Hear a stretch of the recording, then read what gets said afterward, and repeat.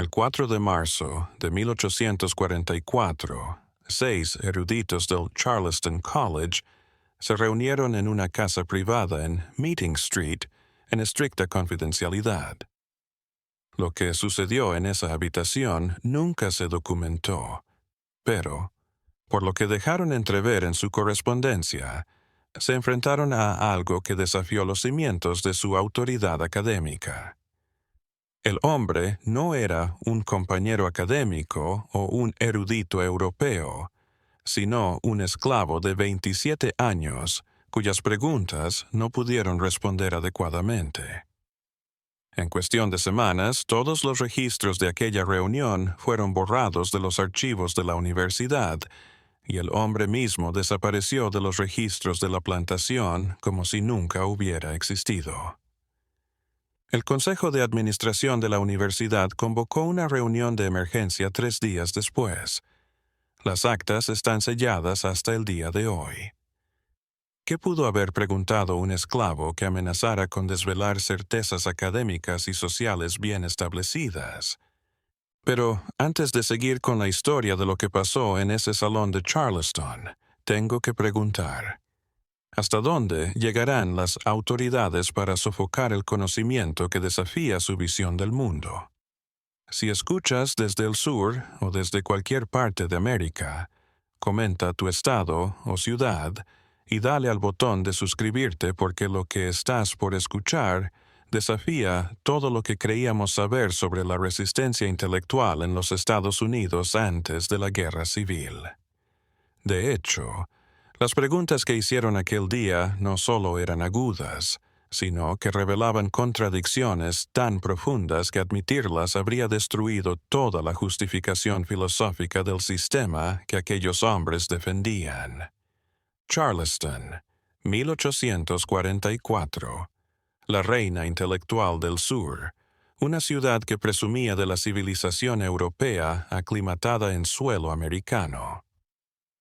El College of Charleston, establecido en 1770, formó algunos de los abogados, médicos y theologians más importantes de la zona. Su profesorado contaba con hombres formados en Edimburgo, Cambridge, Heidelberg, autores de tratados de filosofía natural, lenguas clásicas y filosofía moral que se difundieron por todo el espacio atlántico. La alta sociedad local se desplazaba en un universo de códigos rígidos y certezas indiscutibles. Las campanas de la iglesia de St. Michael daba la hora tanto a los hacendados que llegaban en sus carruajes como a los esclavos que recorrían las calles haciendo mandados para sus amos. La sala de lectura de la Charleston Library Society hervía con discusiones sobre innovación agrícola, expansión ferroviaria, las últimas ideas filosóficas europeas. Al mismo tiempo, las casas de subastas de la ciudad realizaban su lúgubre comercio de seres humanos a solo unas cuadras de distancia.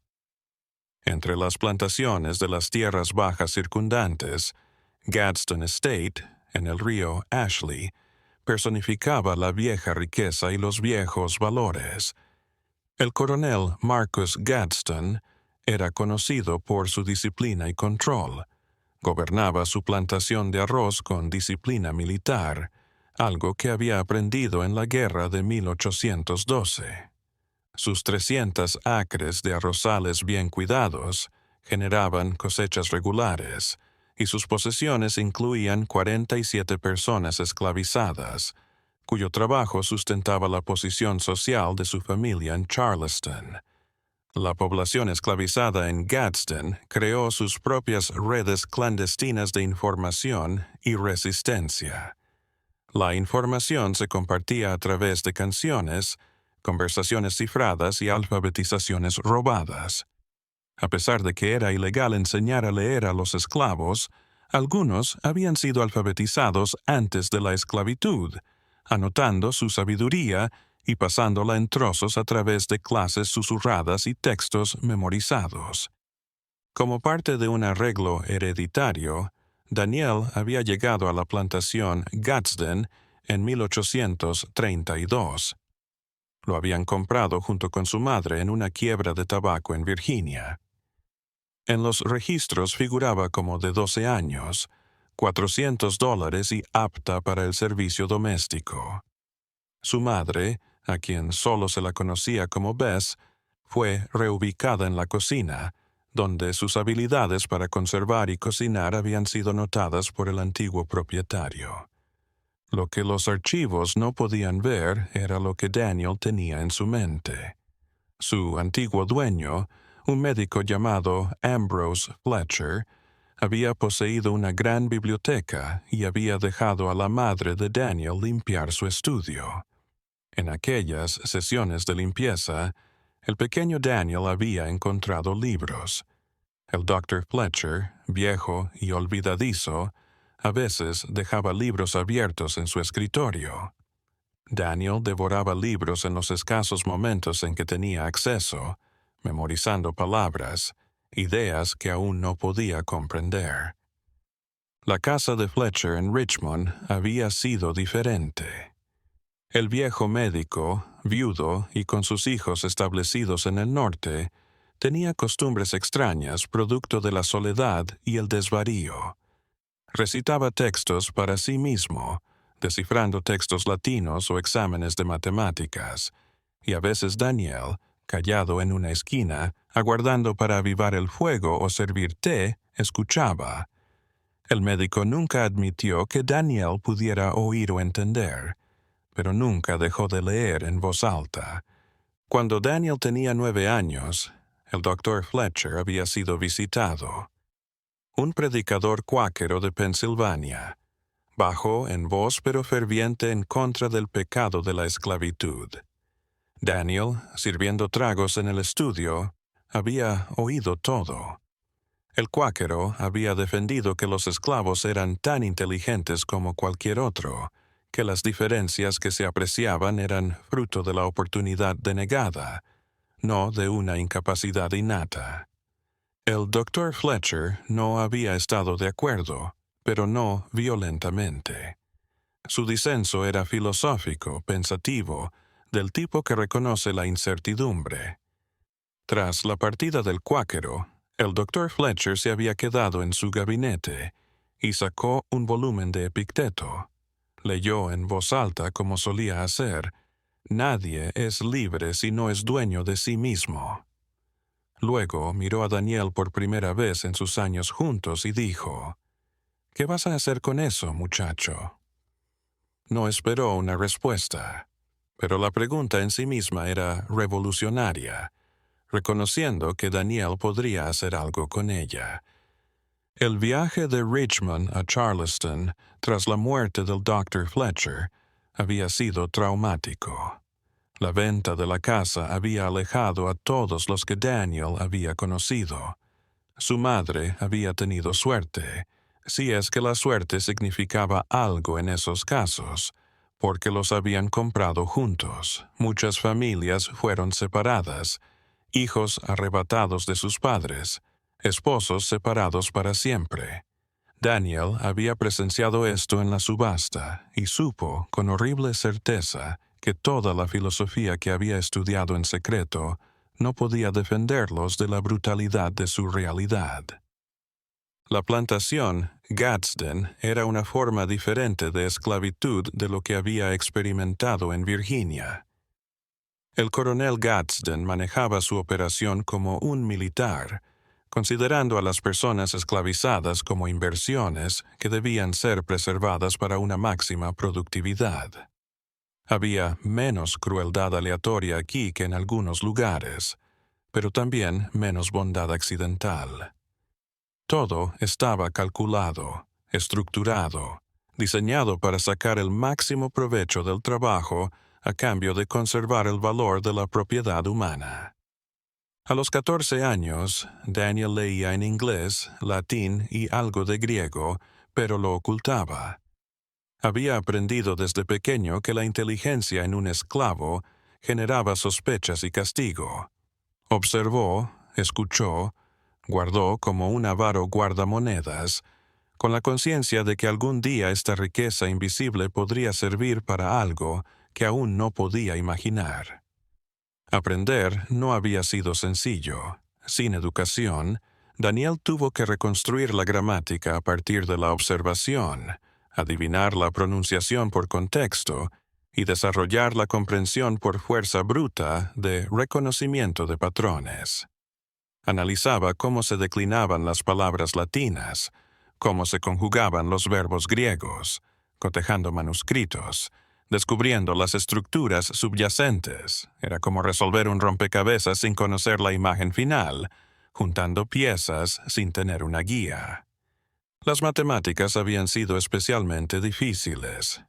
Sin nadie que se lo explicara, había descubierto en la biblioteca del coronel un ejemplar de los elementos de Euclides, y lo había ido trabajando demostración por demostración, a veces semanas en una sola proposición, hasta que encajaba el razonamiento. La belleza de la lógica matemática había sido una revelación. He aquí una manera de pensar que exigía exactitud y en la que el error se hacía evidente de inmediato, en la que la verdad podía probarse. Durante estos años, Daniel aprendió a disimular su saber. Mantuvo una expresión de vacío. Nunca acusó recibo cuando los visitantes civilizados hablaban de cosas que él comprendía.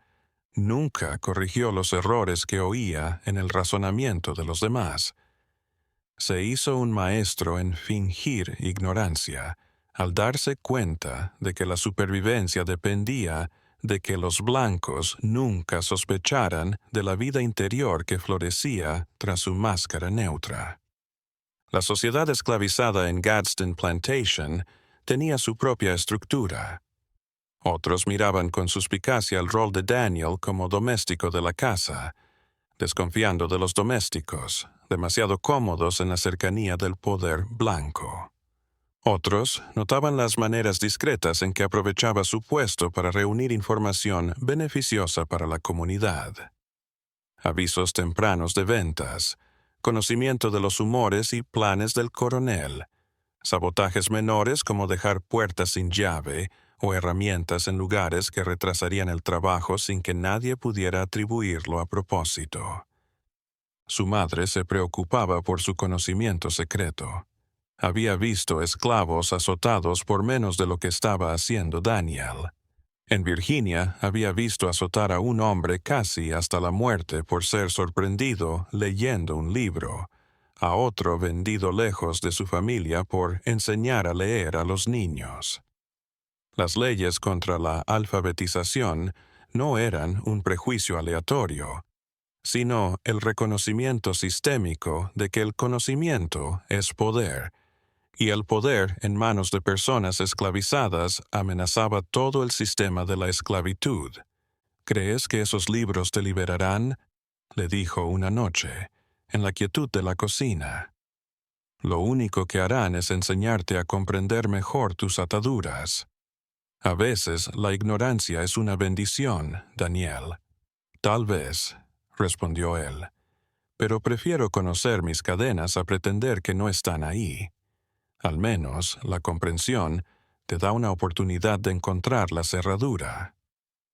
La metáfora resultó ser más literal de lo que ninguno de los dos imaginó en ese momento. El coronel Gadsden, a diferencia del Dr. Fletcher, no tenía ilusiones sobre la inteligencia de los esclavos. Había oído las nuevas teorías científicas que jerarquizaban a los seres humanos según su inteligencia, teorías que justificaban sus intereses económicos. Otros libros en su biblioteca afirmaban que los africanos no tenían la arquitectura mental para el pensamiento abstracto, una afirmación que ofrecía una conveniente justificación para el sistema del que se beneficiaba. Daniel era un empleado en la casa del coronel. Servía la mesa, cuidaba la biblioteca, atendía a las visitas. Su comportamiento decía lo que había aprendido. Silencio reverente, obediencia sin vacilar, sin mostrar la vida que crecía tras expresiones neutras. Desarrolló una memoria prodigiosa, como la que se adquiere cuando las notas escritas pueden matar. Cada espina dorsal del libro en la biblioteca, cada conversación escuchada mientras rellenaba vasos de agua, cada periódico dejado en mesas auxiliares, todo se convirtió en una educación recopilada en secreto. El hijo mayor del coronel, Benjamin Gadsden, acababa de regresar de 3 años en el College of Charleston, rebosante de las últimas discusiones filosóficas y teorías científicas. Había sido alumno de un profesor de filosofía moral, Nathaniel Hworth, que defendía que las jerarquías sociales humanas reflejaban un orden divino. Benjamin solía disertar en la cena, repitiendo los argumentos de su antiguo profesor sobre la ley natural y el orden social, mientras que Daniel se mantenía cerca del aparador, rellenando copas de vino y bebiendo cada palabra. La cadena de acontecimientos que culminó en la reunión de marzo se inició en una cena en casa de Gadsden en diciembre. El propio profesor Hworth asistió, así como algunos de los principales médicos de Charleston y 2 profesores visitantes de Virginia. La charla versó sobre la educación, una reciente polémica en Yale por un estudiante de simpatías abolicionistas radicales. El problema, proclamó el profesor Hworth, enamorado de su tema, no es si la educación debe ser accesible, sino si ciertas mentes tienen la capacidad inherente para el pensamiento superior. Los filósofos escoceses lo dejaron claro.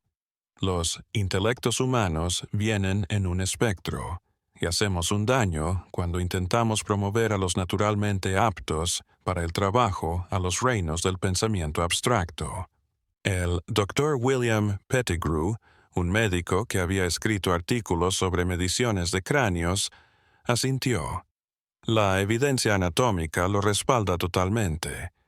Yo mismo he manipulado y medido docenas de cráneos y siempre dan los mismos patrones. El lóbulo frontal en la raza negra no puede soportar el tipo de pensamiento que se necesita para la investigación filosófica. Daniel, detenido junto a la mesa de servicio, sintió que algo se movía en su interior. Había leído estas teorías en los libros que estudiaba en secreto. Había leído las mediciones, las clasificaciones, las supuestas pruebas científicas. También había leído a los griegos que estos hombres decían admirar. Había hecho geometría euclidiana con carbón en pizarras cuando nadie miraba. Había memorizado trozos de Newton, Locke y Bacon. La cena continuó, la conversación fluyendo más libremente a medida que avanzaba el vino. Benjamin Gadsden dijo que estaba escribiendo un artículo sobre la ley natural y la jerarquía social, y el profesor Hworth se ofreció a leerlo. Los asistentes se cuestionaron si hasta la instrucción elemental podía ser peligrosa, si enseñar a leer a los esclavos generaría falsas expectativas y desorden social. El debate cubrió diferentes justificaciones del orden social. El Dr. Pettigrew se explayó en sus mediciones craneales, arrojando cifras y ratios que supuestamente evidenciaban diferencias anatómicas de la capacidad mental. Los demás asintieron, tomando estas medidas como ciencia, no como pseudociencia, para justificar conclusiones predeterminadas. El profesor Hworth se apoyó en esta base, asociando la supuesta evidencia anatómica con marcos filosóficos más amplios. Los pensadores de la Ilustración escocesa lo captaron, exclamó, apasionada por su tema. Las sociedades humanas se jerarquizan espontáneamente según la capacidad. Pretender abolir estas jerarquías naturales por medio de la ingeniería social artificial solo trae caos y miseria. Lo observamos a través de la historia. Toda sociedad bien establecida reconoce y acepta las diferencias naturales de capacidad. Uno de los profesores de Virginia añadió su opinión. Me he carteado con colegas europeos que han estudiado pueblos salvajes en África. Los testimonios son unánimes. Sin escritura, sin política, sin filosofía. Estos no son accidentes del entorno, sino manifestaciones de diferencias profundas en la arquitectura de la mente. Daniel, detenido junto a la mesa de servicio, sintió que algo se movía dentro de él. Había leído estas teorías en los libros que estudiaba en secreto. Había leído las mediciones, las clasificaciones, las supuestas pruebas científicas. Había leído también a los griegos que estos hombres decían admirar. Había hecho geometría euclidiana con carbón sobre pizarras cuando nadie miraba.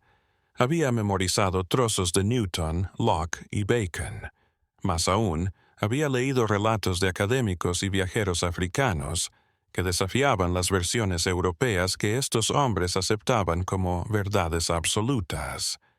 Conocía el reino de Malí, las universidades de Tombuctú, las sofisticadas tradiciones políticas y filosóficas que estos llamados expertos decían que no existían.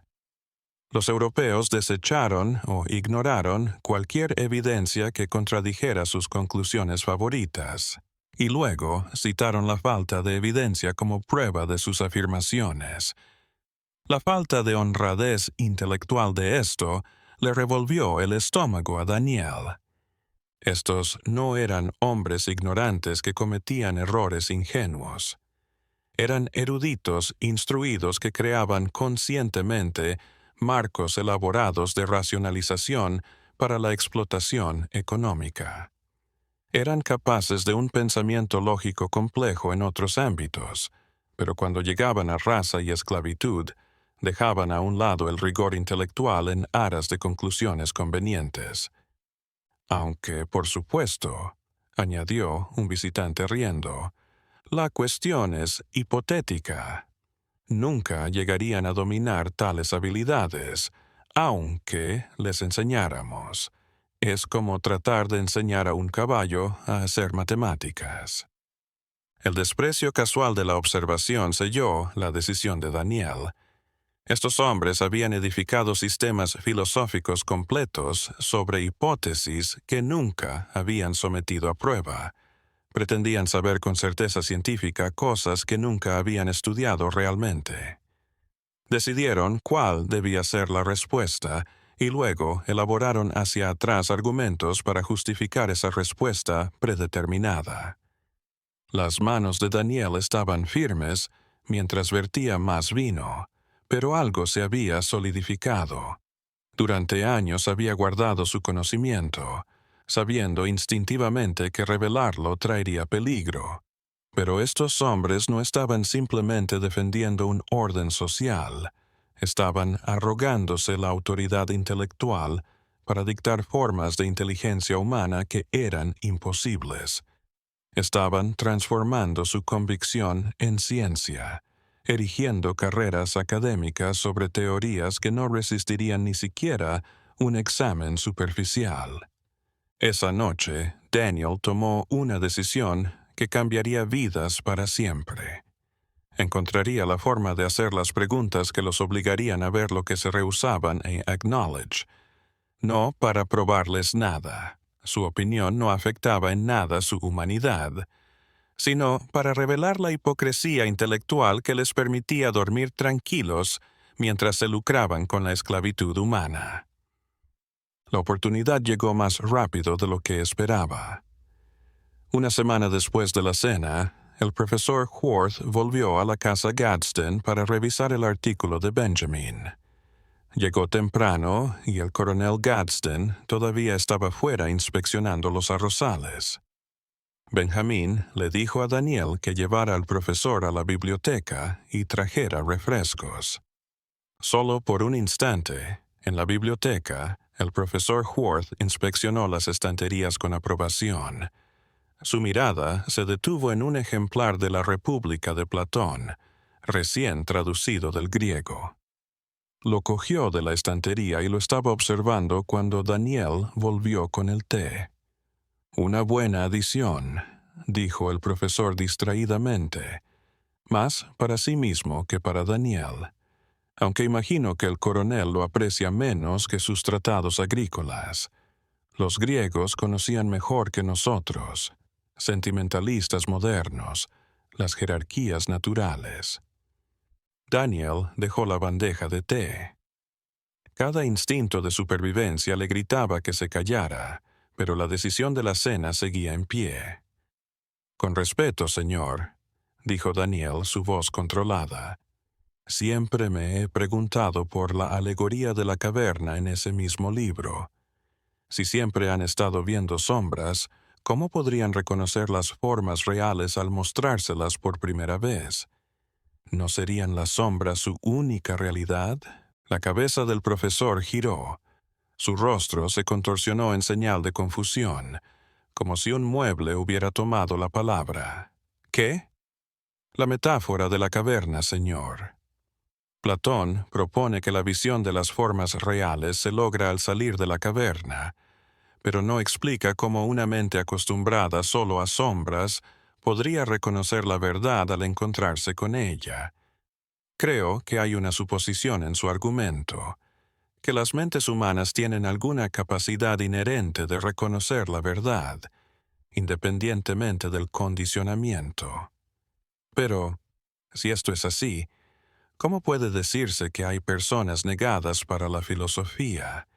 ¿No implicaría la propia dialéctica platónica que la capacitación y la enseñanza, y no la aptitud innata, hacen al filósofo? La habitación estaba en silencio. El color del rostro del profesor Ward había desaparecido. Observó a Daniel como si lo estuviera reevaluando, su educación chocando con sus suposiciones arraigadas sobre lo que debería ser posible. ¿Has leído este libro? La voz del profesor era extraña, no incredulidad, pero cerca. He hallado muchos de los libros del coronel, señor, en el desempeño de mi obligación. Benjamin entró, sonriente y ajeno a la tensión. Oh, profesor Ward, disculpe la espera. Ya tengo mi artículo listo para revisión. Puedes irte, Daniel. Daniel se alejó, pero había visto la mirada del profesor. La pregunta había caído como una piedra en agua tranquila, creando ondas. La noche posterior a la visita del profesor Ward, Daniel supo que había cruzado una línea sin retorno. Había esperado un castigo, tal vez inmediato, severo, pero en lugar de eso, algo más extraño sucedió. Nada sucedió. Los días pasaron. El coronel Gadsden se quedó callado. Benjamín continuó tratando a Daniel de la misma manera. La vida en la casa siguió su curso, pero algo dio pistas de que las cosas habían cambiado. Daniel sintió la mirada del coronel sobre él durante la cena, sus ojos permaneciendo más de lo debido, con una mirada entre el desconcierto y el cálculo. 2 semanas después escuchó al coronel y a su esposa hablando. Estaba barriendo el pasillo fuera del aula cuando sus voces se filtraron por la puerta entreabierta. «Ward dice que el chico le recitó a Platón», dijo el coronel, incrédulo. «Se ha convencido de que vio algo». Le dije que probablemente era algo que escuchó a Daniel y Benjamin peleando por ahí, repitiéndolo sin entender, imitando, nada más. Pero Nathaniel lo formuló como una pregunta, no como una repetición, dijo la señora Gadsden. Dijo que mostró entender el razonamiento filosófico. Entonces, Ward es un idiota. Lo próximo será decir que los caballos pueden discutir sobre teología porque uno relinchó en el servicio dominical. Pero el desprecio del coronel no pudo ocultar un río subterráneo de incertidumbre. El accidente había sacudido la seguridad de su manera de ver las cosas. Había abierto una fisura en el edificio que sustentaba su manera de vivir. Para Daniel, la respuesta del coronel dejó algo claro. No bastaba con mostrar lo que sabías en una conversación. La fácil explicación del mimetismo les evitaba tomar en cuenta todo lo que se opusiera a sus ideas. Para poner en duda su certeza, tendría que mostrar un argumento continuo, del tipo que no podía ser una mera repetición de cosas oídas. Empezó a planear. En la biblioteca podía consultar la colección del coronel.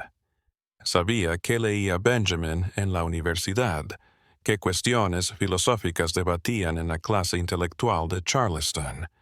Se aprendió de memoria argumentos, pero, sobre todo, detectó las contradicciones y los puntos flojos en el razonamiento que intentaba demostrar la incapacidad de las personas esclavizadas para pensar. Las semanas que siguieron al incidente de la biblioteca trajeron pequeños cambios a la casa. El coronel miró a Daniel con más atención, pero no dijo nada. Benjamin parecía ajeno a cualquier tensión, pero la señora Gadsden lo había notado. Empezó a vigilar más de cerca el trabajo de Daniel en la biblioteca, sospechando, sin entender del todo, que la forma complaciente en que su marido veía el mundo se había visto alterada. En los esclavos Quarters, la noticia de lo que Daniel había hecho se propagó como un fuego salvaje. La reacción de la comunidad fue diversa. Otros lo consideraron una payasada peligrosa que podría costarnos a todos. Otros lo consideraron un pequeño acto de rebelión, un instante de realidad que reventó las ilusiones de superioridad que los blancos se contaban a sí mismos. Un anciano que trabajaba en los arrozales y había sobrevivido a 40 años de esclavitud gracias a una sumisión cautelosa, apartó a Daniel una tarde. «Muchacho, sé que te crees vivo, pero estás jugando un juego que no puedes ganar. Esos hombres blancos nunca te van a reconocer tan inteligente como ellos. Lo único que estás logrando es convertirte en un problema que tienen que resolver, y su solución no va a ser dejarte libre». Daniel asintió, dándose cuenta de la sabiduría en la advertencia de Jacob. «Tienes razón», dijo, «pero estoy cansado de hacerme el tonto para que se sientan cómodos. Puede que no gane, pero puedo vencerlos con su propio juego». «¿Y qué logras con eso, además de que te vendan río abajo?» «Tal vez nada, pero si vivo mi vida pretendiendo ser lo que ellos dicen que soy, ¿no les he dejado ganar de todos modos?» Jacob no respondió a eso. La pregunta rozaba la médula. La negociación continua entre supervivencia y dignidad que toda persona esclavizada hacía a diario. La moral que estos filósofos enseñaban se apoyaba en ciertos principios. Decían que la ley natural jerarquizaba a las razas, que algunas tenían una capacidad mental limitada por naturaleza, que el orden social era el diseño de Dios, y que pretender educar a los llamados por naturaleza al trabajo violaba el orden debido de la sociedad humana. Y estos no eran simples prejuicios ociosos, sino posturas filosóficas explícitas enseñadas en las aulas y defendidas con una lógica supuestamente rigurosa. Daniel reconoció la circularidad en el centro de su postura. Decían que los esclavos no podían pensar de forma abstracta y al mismo tiempo les negaban la educación que desarrollaría el pensamiento abstracto.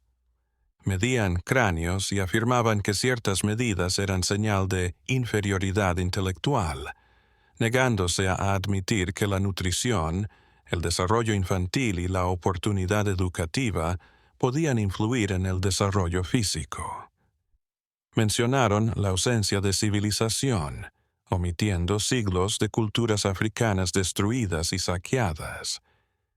Más sutilmente, su filosofía estaba llena de contradicciones internas. Si la ley natural ya definía jerarquías, ¿por qué se necesitaban marcos legales tan complejos y una aplicación continua para sostener esas jerarquías? Si algunas mentes no podían entender cosas abstractas, ¿por qué prohibir la educación con tanta severidad? ¿Por qué temer a los libros y a la alfabetización si eran tan ineficaces para quienes decían enseñar? Las respuestas a estas preguntas eran evidentes una vez que dejabas de tomar como referencia a los académicos. El sistema necesitaba una forma de aplicación compleja porque las jerarquías naturales no existían. Debían ser sostenidas artificialmente con violencia y leyes. La educación estaba prohibida. Revelaría la mentira en el centro del sistema. Se temía a los libros porque el conocimiento era poder y el poder en manos de esclavos amenazaba todo el sistema de opresión. Se pasó horas en la biblioteca localizando contradicciones precisas en los textos filosóficos que justificaban la esclavitud. Descubrió autores que minaban sus propias afirmaciones, puntos donde la lógica se quebraba bajo el análisis, suposiciones que se derrumbaban ante la pregunta. Se preparó no solo en conocimiento, sino con ejercicios diseñados para revelar estas fallas de base. A fines de enero, Daniel conoció a un ministro itinerante llamado Reverendo Thomas Ashworth, quien se alojaba en la casa Gadsden. El reverendo había escrito un tratado defendiendo que la esclavitud era una institución divina, establecida por la Biblia y la ley natural. Había traído ejemplares de su libro para obsequiar al coronel. Mientras servía la cena, escuchó al reverendo Ashworth argumentar. La Biblia es clara en este tema. La maldición de Chem, las exhortaciones de Pablo a los esclavos, las jerarquías manifiestas del Antiguo y Nuevo Testamento, todo confirma el ordenamiento divino de la sociedad tal como lo vemos. Después, mientras recogía los platos, Daniel habló en voz baja. «Reverendo, ¿puedo preguntarle algo sobre su interpretación?» El ministro levantó la vista, sorprendido pero no hostil. Los hombres religiosos a veces aceptaban preguntas de esclavos como una forma de mostrar caridad. Si la maldición de Cam justifica la esclavitud de sus descendientes, preguntó Daniel con cautela, ¿cómo identificamos a esos descendientes? En el Génesis se declara que fue Canaán, el hijo de Cam, quien fue maldecido, no Cam. Los cananeos siempre se relacionaron con el Levante, no con África. La relación de Cam con los pueblos africanos es una interpretación posterior, no bíblica. ¿En qué evidencia textual basa usted esa asociación? El rostro del reverendo Ashworth pasó de indulgente a molesto. La concepción clásica. Pero la tradición no es la escritura, señor. Usted dijo que la Biblia es clara, pero la Biblia nunca llama cananeos a los africanos. Pero parece que esa claridad que usted reivindica consiste en sobreinterpretar lo que el texto no dice. ¿Cómo podemos diferenciar lo que la Biblia realmente expresa de lo que leemos en ella con nuestras conclusiones favoritas? La cara del ministro enrojeció. Joven, eres muy atrevido al criticar la interpretación académica de la Biblia. No estoy poniendo en duda su erudición, señor. Estoy preguntando por la base racional del argumento. Si apelamos a la autoridad bíblica, no debemos ser claros en lo que la Biblia realmente dice, en contra de una posterior interpretación. El coronel Gadsden había estado observando este intercambio con creciente alarma. «Basta, Daniel. Vuelve a la cocina». Mientras Daniel se alejaba, oyó la voz sofocada del reverendo Ashworth. «Marcus, ¿dónde aprendió ese niño a debatir sobre textos?» Eso no era simple curiosidad. Estaba usando métodos eruditos bíblicos. La semilla había sido plantada de nuevo, pero Daniel sabía que se estaba quedando sin tiempo. Cada muestra de conocimiento hacía más peligroso el juego. Si iba a hacer que su desafío contara, tenía que ser oficial, innegable, imposible de ignorar. La oportunidad llegó de una fuente inesperada. El profesor Hort no podía quitarse de la cabeza la conversación en la biblioteca Gadsden. La pregunta de Daniel lo atormentaba, no porque no tuviera una respuesta, sino porque la pregunta misma mostraba un nivel de comprensión que no debería existir. Había estado semanas armando excusas. El chico había oído cosas, había repetido sin entender, había tropezado con una pregunta coherente por accidente. Pero ninguna de esas respuestas lo satisfacía. Hackworth se vanagloriaba de su honestidad intelectual, y algo en la manera en que Daniel se había expresado mostraba un verdadero compromiso con la filosofía platónica. La pregunta no había sido una repetición memorizada. Había reconocido un problema lógico en la alegoría de Platón y la había relacionado con los debates actuales sobre el conocimiento innato versus el adquirido. A principios de febrero, Hackworth dio un paso que cambiaría todo.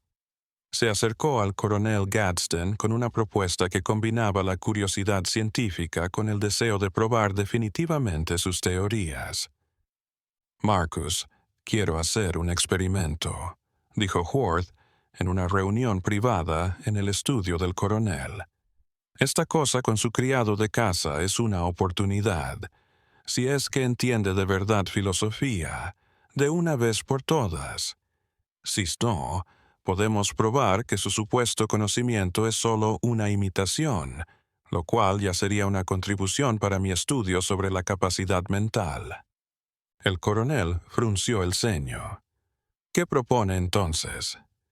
«Déjeme que lo interrogue formalmente y en detalle. Traeré algunos colegas, hombres cuyas calificaciones académicas son indiscutibles. Lo abordaremos desde la filosofía, las lenguas clásicas, las matemáticas, las ciencias naturales. Si muestra comprensión real, es un caso de estudio. Si fracasa, como espero, tendremos pruebas definitivas de que la imitación superficial no es comprensión». El coronel se lo pensó. Su primera reacción fue rechazarla. La idea era extraña, peligrosa. Pero el marco de Worth convenció. El profesor no estaba diciendo que Daniel fuera inteligente. Estaba proponiendo demostrar de una vez por todas las limitaciones que el coronel ya sospechaba que existían. «¿Y si entiende?», preguntó el coronel con cautela. Worth sonrió con confianza. «Entonces tendremos un fallo serio que merece ser estudiado, aunque me temo que solo vamos a grabar un caso notable de mímica muy desarrollada. Cualquiera de los resultados adelanta nuestro conocimiento de la capacidad mental y las características raciales». Lo que Worth no dijo, lo que tal vez no reconoció para sí mismo, era su razón más profunda. Una parte de él se preguntaba si toda su filosofía podría estar equivocada. Si un esclavo podía pensar de forma abstracta, ¿qué implicaba eso para todas las teorías sobre las que había cimentado su fama? Tenía que saberlo. El coronel asintió, pero con condiciones. El examen sería en privado, en condiciones controladas, y no habría registros escritos para compartir públicamente. Lo que encontraran guiaría futuras investigaciones, pero no se transformaría en un arma política para los abolicionistas.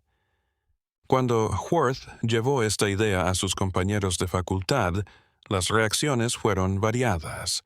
El reverendo Edmund Cartwright, un clérigo que daba clases de clásicos, se mostró escéptico. «Esto es una pérdida de tiempo, Nathaniel. ¿Qué quieres probar? ¿Que la inteligencia no está repartida al azar, sin tomar en cuenta la raza y la clase?» «Oh, si me equivoco», respondió Haworth. «Aprender algo que desafíe nuestra comprensión actual. ¿No es eso lo que requiere la erudición? Probar nuestras hipótesis con la evidencia». El profesor James Vernon, que impartía filosofía natural y matemáticas, se interesó más. «Durante años me pregunté si las diferencias raciales que se observan en la inteligencia podrían demostrarse científicamente en vez de presumirse. Aunque me temo que encontraremos lo que ya esperamos. Aprendizaje superficial sin comprensión. El equipo se expandió a 6. Junto con Worth, Cartwright y Vernon, añadieron al Dr. William Pettigrew, el médico que había hecho la cena, al reverendo Thomas Ashworth, cuyo ego aún ardía por su derrota teológica, y al profesor Henry Jameson, un profesor de ética que acababa de publicar una defensa de las jerarquías sociales naturales. Daniel se enteró del examen por los chismes de la cocina. Otro de los criados de la casa había oído al coronel hablar de ello con su esposa. La noticia se propagó entre los esclavos como el fuego. «Te van a poner a prueba», le dijo su madre una noche en la cocina, con la voz tensa por el temor. «Daniel, esto es peligroso. Lo que sea que estés haciendo, detente. Hazte el tonto. Diles que no entiendes lo que preguntan. No te van a dejar salir por listo, te van a castigar por listo». Daniel había estado esperando esto desde aquella primera pregunta en la biblioteca. «Mamá, ya me catalogaron». Han desarrollado filosofías enteras para racionalizar el trato de los seres humanos como objetos. Tal vez alguien debería hacerles cuestionar esas certezas. ¿Y luego? ¿Crees que el coronel te dejará aquí después de avergonzar a sus amigos académicos? Te venderán río abajo, Daniel. Acabarás cortando caña en Luisiana, muriendo de malaria antes de los 30. ¿Merece la pena intentar razonar con hombres que no van a cambiar de opinión de todos modos? Tenía razón, por supuesto. Lo sensato era hacerse el desentendido, sobrevivir. Pero Daniel había estado ocultándose durante años. Había presenciado cómo se destrozaba a la gente por un sistema que les decía que sus mentes eran inferiores. Si pudiera hacer que uno de estos hombres dudara de sus convicciones, tal vez eso marcaría la diferencia. «No puedo cambiar la manera en que me ven», murmuró Daniel.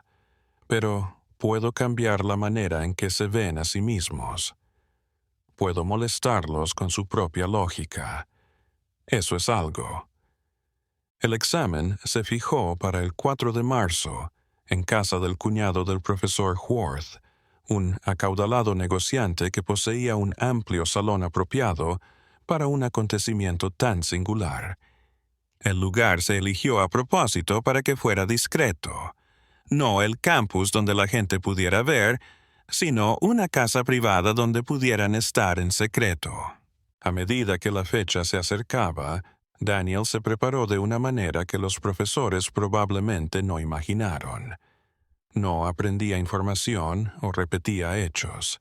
Estaba aprendiendo a hacer preguntas precisas afinadas para revelar las contradicciones lógicas dentro del sistema filosófico de estos hombres. La mañana del 4 de marzo amaneció clara y excepcionalmente cálida para principios de primavera. Daniel fue al examen en el carruaje del coronel, en el asiento de los criados, mientras el coronel Gadsden revisaba documentos en el interior. El coronel había sido parco en palabras sobre lo que iba a suceder, no había dado órdenes más allá de «contestad a sus preguntas con sinceridad». La casa de Meeting Street era propiedad de Harrison Whitfield, un negociante de algodón casado con la hermana menor del profesor Worth.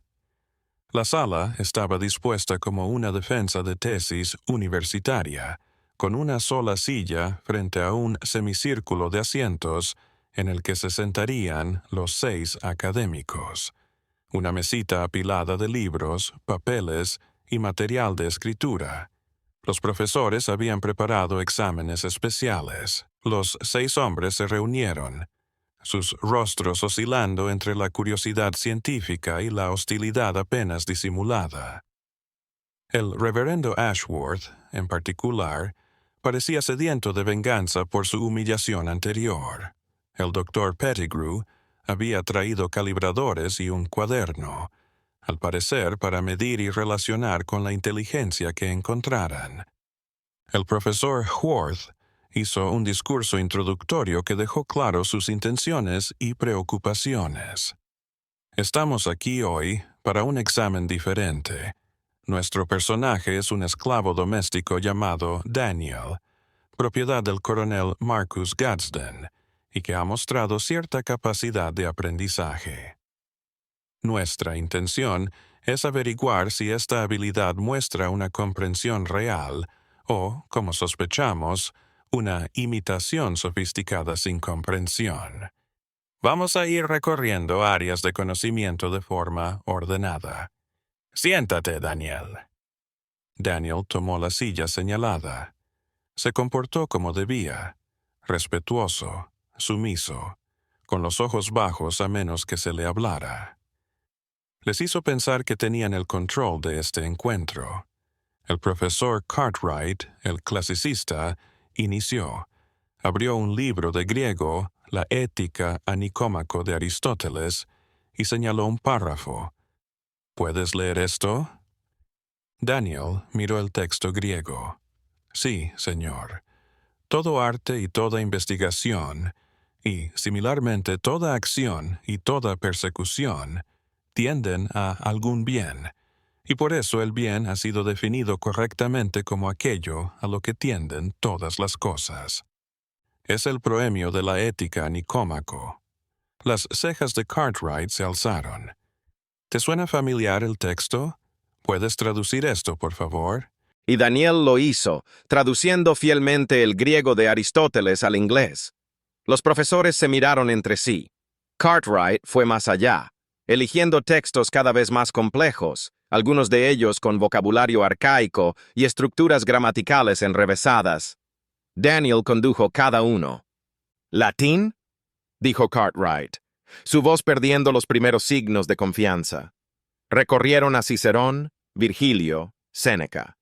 Las traducciones de Daniel eran exactas, su gramática perfecta.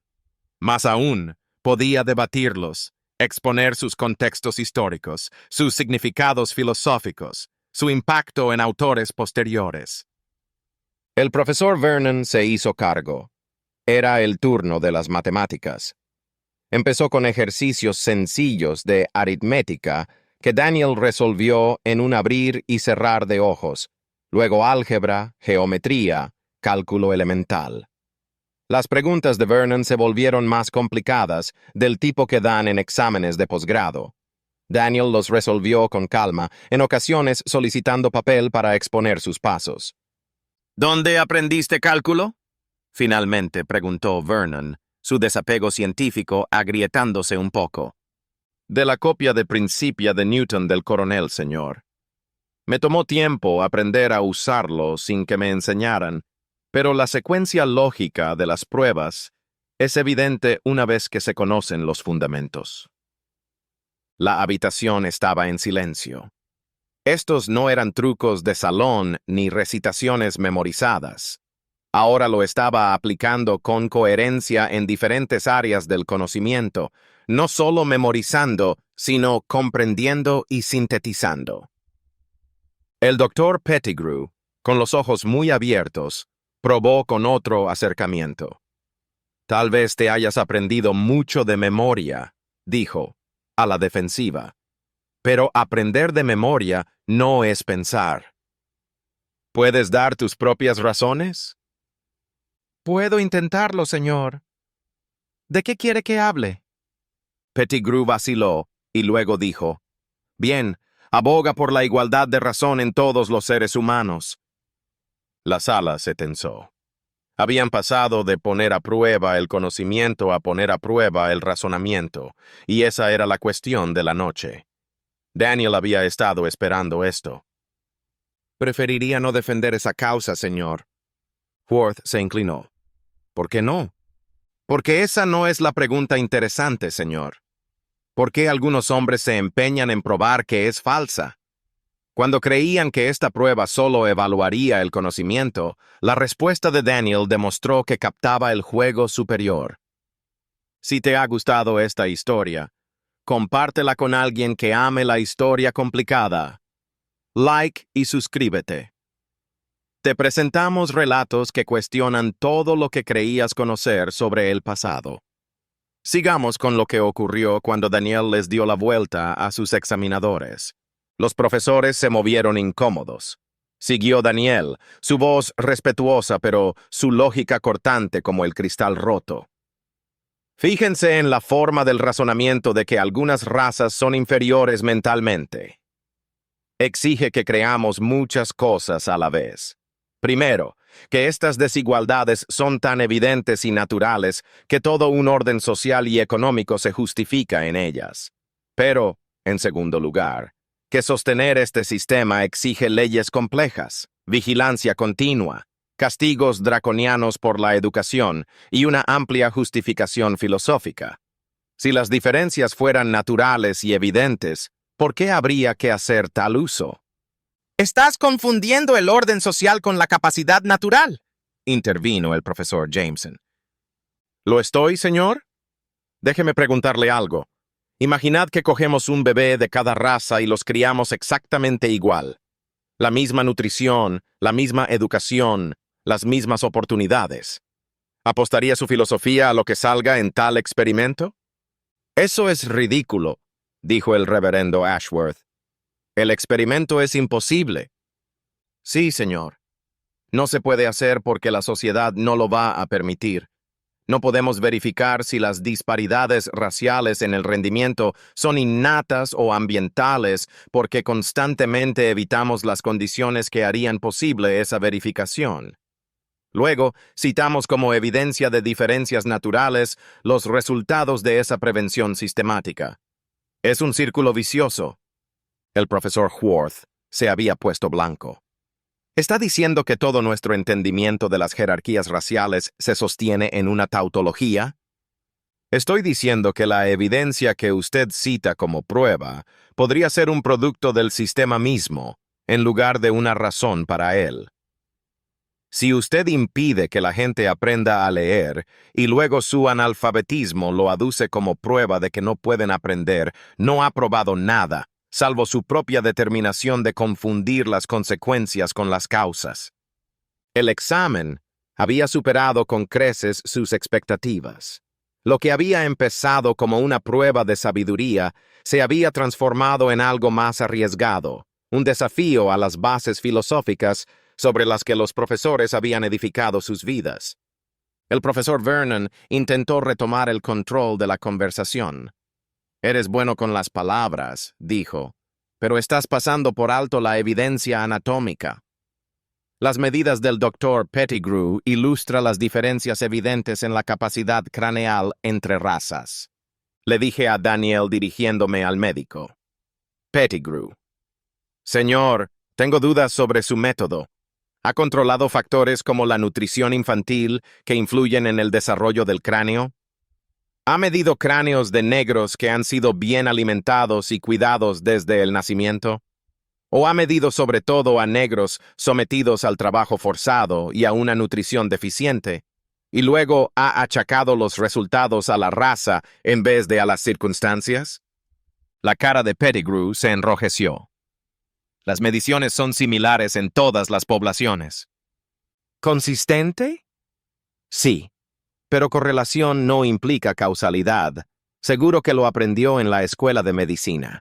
Si todas las personas negras de su estudio han sufrido carencias parecidas, las medidas repetidas podrían estar reflejando los resultados de esas carencias, no diferencias raciales intrínsecas. ¿Ha medido africanos ricos, nobles africanos, o solo esclavos y sus descendientes? El médico no respondió. De hecho, sus mediciones se habían hecho casi exclusivamente sobre esclavos y negros libres pobres.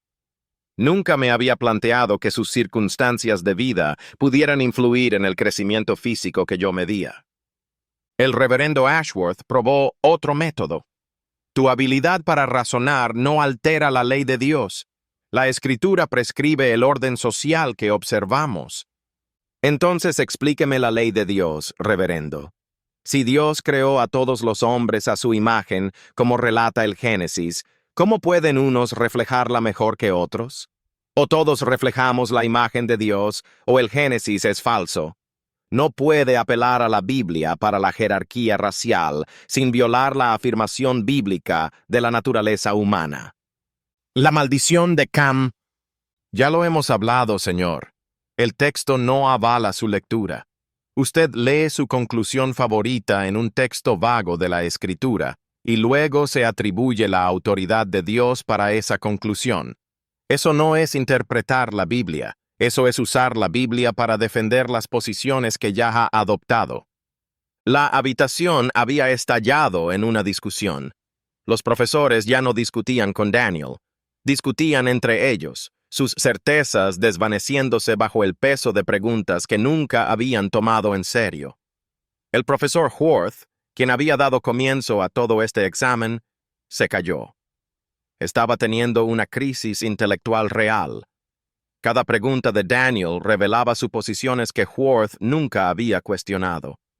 El andamio sobre el que había edificado su carrera estaba resultando ser justo lo que Daniel había dicho. Una racionalización elegante de los intereses económicos envuelta en lenguaje filosófico, pero sin un fundamento lógico firme. El profesor Jameson, tal vez intuyendo la crisis de Worth, intentó interrumpir el examen. Esto fue demasiado lejos. Vinimos a poner a prueba el saber, no a que nos sofistiquen. ¿Es sofistería exigir lógica?, preguntó Daniel en voz baja. Usted da clases de ética, profesor Jameson. He leído su artículo sobre ley natural y filosofía moral. Usted dice que la moralidad debe de estar basada en la razón y que el cuestionamiento de nuestras suposiciones es la filosofía. Solo le estoy pidiendo que aplique esos mismos principios a sus propias ideas sobre raza y capacidad humana. Las implicaciones sociales de desafiar estos pilares serían desastrosas, respondió Jameson, su voz tensa. ¿Para quién, señor? No para quienes ya viven la catástrofe como víctimas de este sistema. Quiere decir que las repercusiones serían incómodas para quienes se benefician de las actuales estructuras. Pero, ¿desde cuándo huir de la incomodidad justifica abandonar el rigor lógico y la honestidad intelectual? El examen se había derrumbado. Algunos profesores se gritaban entre sí. El doctor Pettigrew había recogido sus papeles y se disponía a marcharse. El rostro del reverendo Ashworth se había enrojecido, aunque no estaba seguro de si por rabia hacia Daniel o hacia sus compañeros. El coronel Gadsden, que había estado observando desde el margen de la sala, finalmente habló. «Caballeros, creo que hemos terminado de examinar». El profesor Worth recuperó la voz. «Marcus, necesito hablar contigo a solas». Se apartaron a una sala contigua, los otros profesores y él. Daniel se quedó en la sala sin saber qué más hacer. A través de la puerta cerrada podía oír voces, pero no palabras. La reunión duró casi una hora. Cuando salieron, las caras de los profesores iban de la preocupación al enfado. El profesor Worth se acercó a Daniel. «Has aprendido bien», dijo con cautela. «Pero tienes que entender el riesgo que has tomado hoy. El conocimiento sin contexto, sin dirección, es peligroso. Esas preguntas que haces no llevan a ninguna parte. Con todo respeto, señor, han traído hasta aquí 6 hombres instruidos que no pudieron responder a sus preguntas. ¿No es ahí donde empieza toda filosofía auténtica, en cuestionar las certezas complacientes?» Ashworth no respondió. Se volvió hacia el coronel Gadsden. «Tenemos que hablar de esto, en privado, otro día». Las repercusiones de aquel examen del 4 de marzo se precipitaron con rapidez, aunque la magnitud de lo ocurrido no se haría evidente hasta años más tarde a través de evidencia dispersa. A los 3 días, la junta directiva del College of Charleston convocó una reunión de emergencia. Las actas oficiales solo notaron que algunos asuntos de la investigación de la facultad necesitaban atención inmediata. El contenido de la conversación nunca se documentó, pero el mensaje fue explícito. Todos los registros en papel del examen debían ser recogidos y guardados bajo llave, y se aconsejó a los profesores involucrados que evitaran hablar sobre el incidente en público. El profesor Worth, su crisis intelectual había sido evidente para todos, tomó un año sabático repentino. Se retiró de la docencia por el resto del año escolar, aduciendo problemas de salud. Su correspondencia privada de este tiempo, archivada en documentos familiares, muestra a un hombre que batalla con dudas sobre convicciones que antes defendía. En una misiva a su hermano Worth, escribió: «He descubierto algo que desafía todo lo que he llegado a creer de mi trabajo académico.